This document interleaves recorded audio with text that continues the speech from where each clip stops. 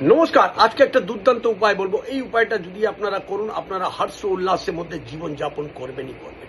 যে কোনো বয়সেরই বাচ্চা হোক না কেন বা বয়স্ক লোক হোক না কেন, এই উপায়টা যদি করলে লাভবান হবে। কি করবেন? আপনারা জলের মধ্যে 2-3 চামচ কাঁচা দুধ দিয়ে ডেলি স্নান করতে শুরু করুন।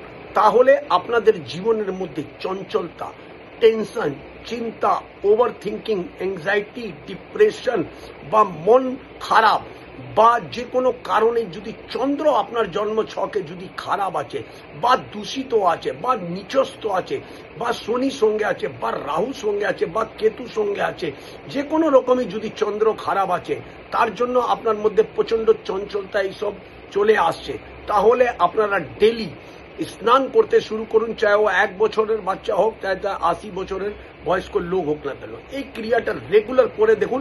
জীবনে দেখবেন সবসময় হর্ষ উল্লাস থাকবেই থাকবে, মন কোনোদিন ভটকাবে।